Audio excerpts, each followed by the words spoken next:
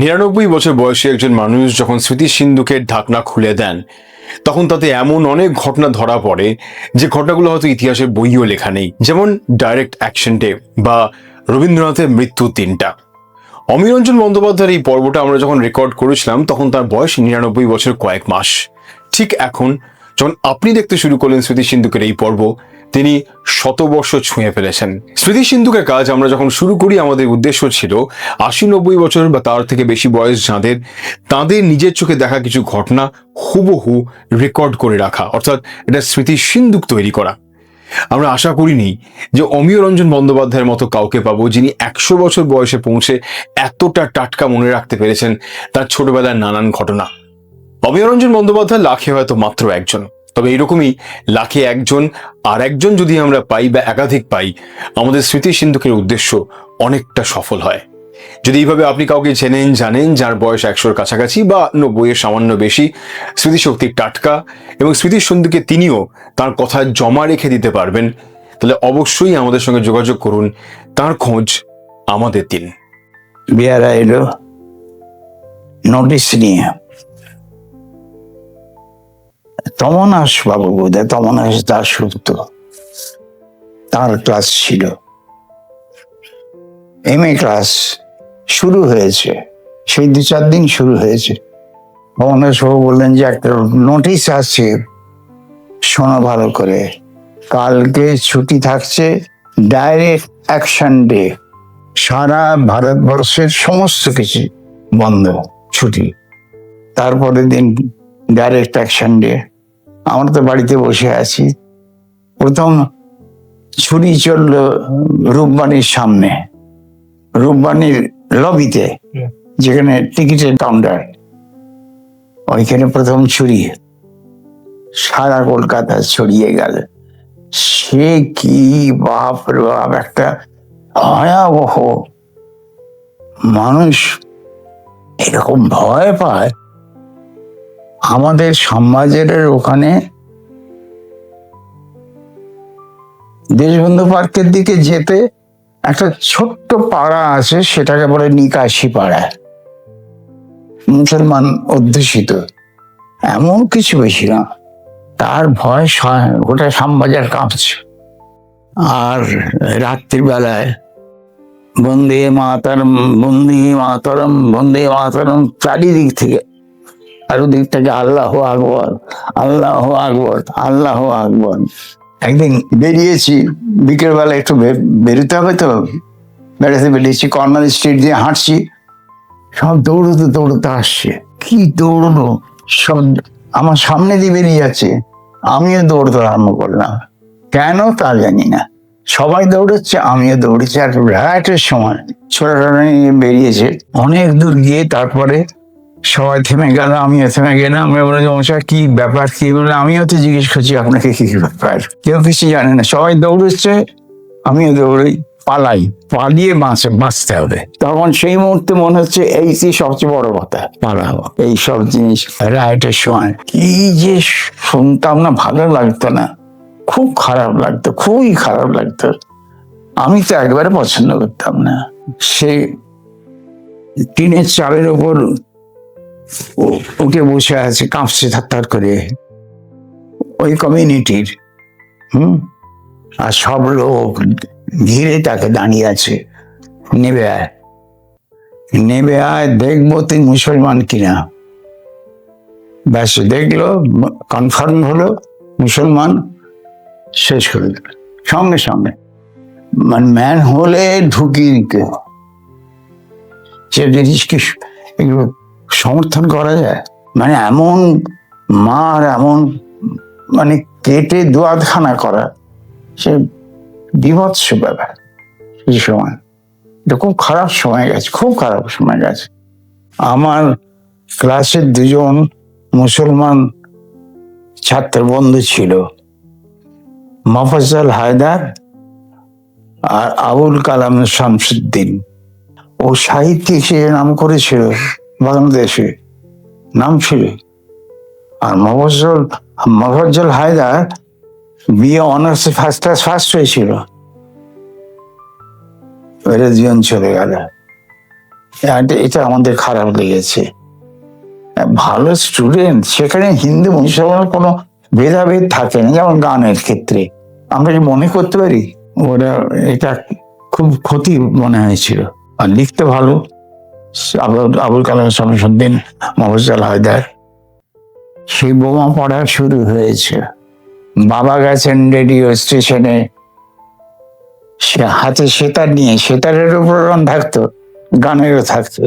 বাবা বলছেন যে আমি একটা প্রোগ্রামের পর আমি বাথরুমে গেছি, হঠাৎ ধাম করে একবারে আকাশবাণীর পাশের বাড়িতে বোমাটা পড়লো। বোমা, তখনকার বোমার কত বড় বোমা হবে, ধানি পটকার একটু বড়। তা সে বাবা যখন ফিরে এলেন, আমরা তো বাঁচলাম, বলে খুব বেঁচে গেছি, কিছুকে ভাঙেনি। সে হাতিবাগানে সন্ধ্যেবেলা, রাত্রির বেলা, রাত্রির নয় ঠিক প্রথম রাত্রি, সাইরেন বেজে উঠলো, সবাই গিয়ে তো সিঁড়ির তলায় গিয়ে বসে রইলাম। আর বসে আছি, আর ধুম ধাম করে আওয়াজ হচ্ছে, মানে গেল কলকাতা শেষ, মাথা পড়লো ওরে। তারপরে তখন তো রাত হয়ে গেছে, কিছু খবর পেলাম না। সকালবেলা উঠেই শুনলাম যে হাতিবাগানে বোমা পড়েছে। ছুটলাম, দেখি বোমাটা কিরকম।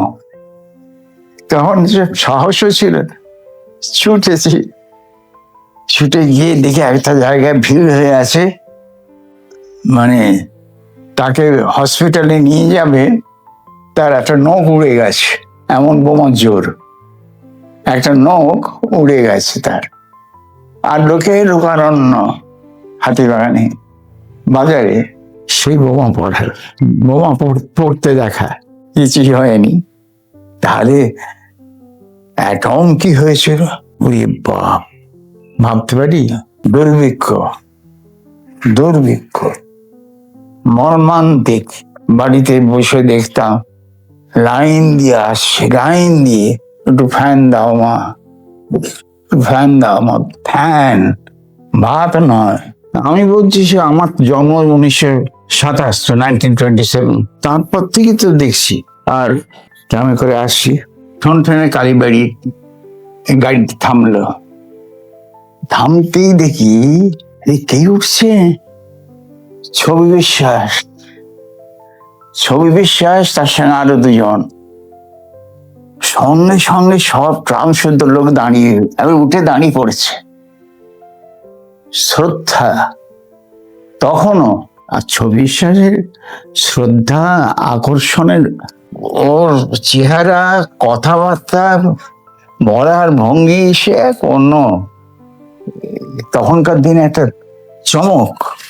1950 সালে অফিসে জয়েন করেছিলাম, আর রেডিওতে তখনকার আকাশবাণী একটা ওয়েটিং রুম ছিল, গ্যাস প্রেসের বিল্ডিংটা সাহেবি আমলের পুরনো বিল্ডিং। বিল্ডিং এর আগে একটা চাতাল ছিল, সেখানে ওয়েটিং রুম, এসে বসছে আর্টিস্টরা। একদিন বসে আছি, এমন সময় দেখি বিনয় অধিকারী, তখনকার দিনে বাংলা গান আধুনিক গায়ক, উনি কম্বল জড়িয়ে হু হু করে কাঁপতে কাঁপতে আসছেন। বিনয় দা, কি হলো আপনার, ব্যাপার কি? Malaria, malaria. মানে হচ্ছে, এটা বললাম কেন, যে তখন রেডিওর দাম এমন, যেমন করে রেডিওতে গাইতেই হবে, তা নাহলে ভাত জুটবে না। ওইটি হচ্ছে একমাত্র। আর মফস্বলে নেম প্লেটে লেখা থাকতো অমুক নাম, বেতার শিল্পী লেখা থাকতো। এখন আছে কি হয়, থাকে না, এইসব ছিল। বীরেন্দ্র কিশোর ভদ্র তো আমাদের পাড়ায় থাকতেন। রেডিওতে দেখা, আমরা আর্টিস্ট হয়তো 2 মাস 3 মাস অন্তর একটা প্রোগ্রাম পেলাম, যদি দেখা হলো না হলো। বাবা আমরা যখন ইয়েতে ছিলাম, বৃন্দাবন বসাক স্ট্রিটে, খুব ছেলেবেলা, তখন যারা আসছেন তাদের সঙ্গে কথা বলার, গল্প করার মতন বয়স ছিল না। তখন 8-10 বছর 12 বছর বয়স এরকম। তখন এসেছেন জ্ঞানেন্দ্র প্রসাদ গোস্বামী, তারপর মোহিনীমোহন মিশ্র, নির্মলা মিশ্র, ওদের তো কবার তো গাইলাম ওখানে। আর এসছেন আলাউদ্দিন খাঁ, এসছেন আলী আকবর খাঁ, এসছেন। এই বাংলা সিনেমা ছিল, দর্পণা হয়েছে, মিনার, শ্রী, উত্তরা, রাধা, রূপবাণী, স্টার, রংমহল, ব্যাস এখানে শেষ। তারপরে ওদিকে বউবাজারের কাছে সোনার সংসার, প্রথম সোনার সংসার উত্তরায়, তখন দাদা হয়নি, মামার সঙ্গে গেছিলাম।